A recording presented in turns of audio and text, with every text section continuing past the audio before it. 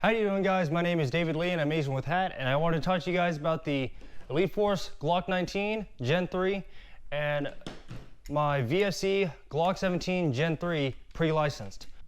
I also wanted to thank Stampede Airsoft, Troy, Shelly, Mario. You guys are very awesome for actually getting this sent out as quickly as possible and letting me have this as the very last Elite Force Glock that you guys had from your first batch. So thank you guys from Stampede for getting this sent out to me for me to review. So this is mainly going to be talking about the Elite Force Glock 19, but I wanted to talk about some of the issues that I had in the past with some of the VFC Glocks. So I'm going to first let you guys know that I am actually not an expert tech in gas blowbacks. I'm actually primarily a tech, or my main expertise is actually in AEGs versus gas blowbacks, but I do have some technical proficiency in gas blowbacks. So I want to let you guys know first about the compatible parts that are with the Elite Force Glock. So the only compatible parts right now are that are TM spec is actually the hop up, the bucking, and the barrel. Outside of that, nothing else is compatible outside of the mags. So first I'm going to show you off the Army mag, which is actually going to work on here. Works fine.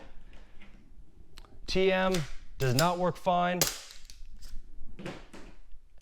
And then the Wii works fine. But to note, on the TM, when I use it on my VFC Glock 17, works fine. So whenever I get my VFC Glock 17 Gen 4 in from Elite Force, or from a retailer, excuse me, then I will give you guys an update. To talk about the trades. On the trades over here, the trades are actually pretty decent. Versus compared to some other companies, HK, Army, other name brands that actually had the trades on there. The trades on here is actually a lot more etched in versus some of the others, which is, I guess, what you would think is molded in. When I compare it to like my real Glock on camera, it looks a lot more similar compared to a lot of other brands. And it goes for the same for like the pre-licensed. Some other aspects on here is the grip. The grip is actually very accurate to the VFC Gen 3 Glocks. And then I actually like how there's actually some gripping or some texture to the main portion of the grip, which is actually really good. I would almost not want to stipple this. I'm probably still going to get it stippled. Now let's talk about the ratio size. So I'm going to put on my Airsoft Surefire, and then I have my actual Surefire mount over here. And as you guys can see, still works fine with the Airsoft one, and then using my Surefire one, still mounts fine. And then mounting it onto my TMC Safariland 6354DO works fine over here. When I used my Wii Glock, it actually fit a little bit more tightly. It's not too tight, and I can still draw it out, but that just says a little bit of that. And I think from what I read in the forums back in the day, the Stark Arms VFC Glocks are actually a lot more one-to-one, so that says a lot. So I do believe that the VFC Glocks from Elite Force are actually one-to-one. Let's talk about the trigger. So I actually have a trigger gauge over here, and we went ahead and tested the Gen 3 over here. But before we do that, let me tell you guys about my Gen 4 Glock. Now when it comes to generations on the Glock, there is actually a big difference. The Gen 6 or Gen 3 Glock that I borrowed or messed with was actually a 6-pound trigger. On the Gen 4, it was more like a 4 to 5 pound trigger. And we tested it on here, no slack unfortunately, because this is a agency trigger, but there is no other aftermarket parts that were changed on here. So I do believe that this is actually still a fair way to test the trigger pull. So 4 to 5 pounds. And then on the VFC Glock, when it comes to the licensed Glock, it's actually about 3 to 4 pounds, give or take. Now on the Stark Arms VFC, it was actually 2 to 3 pounds, which is not a lot, but I feel that these are actually a lot more different than the Wii and TM Glocks.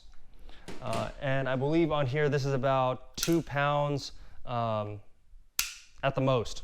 And then on the KUA is about 2 pounds. So I think that Elite Force knocked out of the ballpark when it came to the trigger a lot more than compared to a lot of the other name brand companies that actually do productions on the Glock. So that is actually pretty noteworthy, and I do think that these are things that could actually be used for like training use and law enforcement, which it already is, and then for active shooter training, which I actually know friends that are actually doing active shooter training with airsoft guns for people that have never had too much of a proficiency in firearms.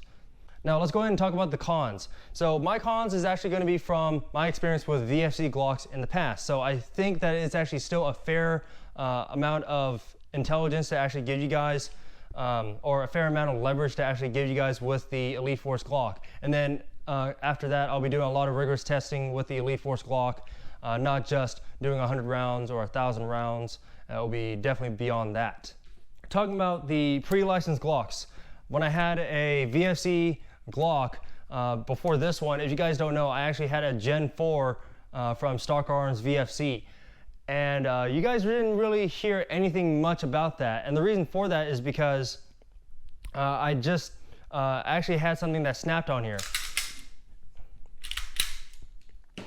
And to show you guys on here, this is actually based off the Glock 18C from Tokyo Marui. And that can actually be shown from right here. This is a Tokyo Marui Glock 18C lower, and you can actually see the difference, or actually not really see the difference. Excuse me. You can't really see the difference, but they're dimensionally different. Now, to say something differently on here, the material for the hammer is actually a lot more cheap, but I don't know if it's different on the current generation Glocks or the new Glocks. But it is noteworthy to say that the Glocks are actually, the VFC Glocks are actually more prone to breaking at the hammer and possibly the hammer spring. And that's what happened on my Glock Gen 4 from VFC. And that took only 1,000 cycles to actually break, which is pretty surprising to me that it took 1,000 cycles, including dry fires and all that. But still, that's not a lot for it to actually break. So that is pretty noteworthy. Another thing to actually note is that on my really old Glock 19 that I bought for my friend, the outer barrel, and I'm going to compare it with my Elite Force Glock 19 for comparison. The outer barrel actually had a broken part on there. So to show off, this is a brand new Glock barrel from Elite Force, and then this is the really old Stock Arms barrel. And as you guys can see, there is definitely a missing piece, so that is pretty noteworthy that something actually broke over here. So I definitely think that this could possibly be made of a cheaper construction. And then another thing to actually show for differences is that this actually has a threaded inner, so you can actually put on some threaded portion on here to actually put on a compensator for immersions or a suppressor. So one thing I do have to say that is actually a con on here is that it's actually not TM compatible. It is partially TM compatible, but you have to actually do some TLC. So another negative con on here is that there is actually no full auto on these Glocks. Now, I don't know why that was actually disabled, but on my very old Glock 19, there's actually an auto switch on here, and there's still an auto sear. But on my Glock 17, there is no auto switch, but there's still an auto sear. So you could possibly swap out the housing, the blowback housing, and put on an auto switch that has the housing, or buy like an 18C slide if you can even find those, and then actually have that work. But on the Elite Force Glock 19, and I'm gonna assume on the 17, there is no auto sear and there is no auto switch. So this is semi-auto only. And that was actually very interesting. Now, I have never heard of a story of someone that has actually used their Stock Arms VFC Glock for full auto indoors in a place that is a semi-auto environment. But I thought that was pretty interesting that Elite Force decided to disable the full auto setting on the 19 and the 17. One thing I do have to say on here is that I am not a big fan of the iron sights. And the reason why I say that is in another clip that I had, I accidentally slid off this iron sight, and that was actually while at D14. And that was pretty surprising to me that this slid off so easily. And I actually had some, not duct tape, but some Gorilla Tape on here to make sure that this doesn't fall off. Now, on my Glock 19 from Elite Force, you can actually see that it's still easy for it to actually slide off, but you can't actually push it off. I'm still really disappointed that they couldn't just simply figure another way to make sure that this just stays center on, because on a lot of other companies that actually do the aftermarket parts for the Glocks, the real Glocks, they actually have set screws. I think they could have actually done a set screw into the iron sight, into the blowback housing, and we wouldn't be really having any complaints about that. But I do have to say that this is a con, because I really don't like when my iron sights just shift on its own and then I have to possibly just re-zero the irons. But that is still a con. So final thoughts. For my initial thoughts on the Glock Gen 3 from Elite Force, I do think that this definitely has some potential. I definitely do think that this will stay around for quite some time, because this would be a good training platform for my real Glock with my Airsoft Glock. And I still would like to go get a Gen 4 Glock 17. I definitely do not like some of the price point, but I also do not like, but I also don't really care for the price point. It's $50 to $70 more. Why do you really need to fight over that? There's definitely worse things to actually worry about. Now, when it comes to the mags, I definitely can argue that the mags could come down a little bit cheaper, because we're used to the average price of a Wii Glock or some other Glock mags that are about $20 to $22, and you can use Wii mags in the VFC Glocks, and you won't have an issue where the OEM Glocks are about $40 to $45. Take it with a grain of salt.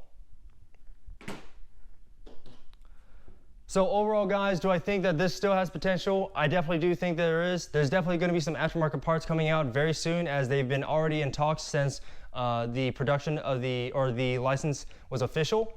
So I definitely do see me doing some aftermarket stuff with my Glocks, or whenever these things break, I'll get some aftermarket parts done with this through a tech, or I'll do it myself. So this is David Lee from Asian with Hat, and I will see you guys in the next video.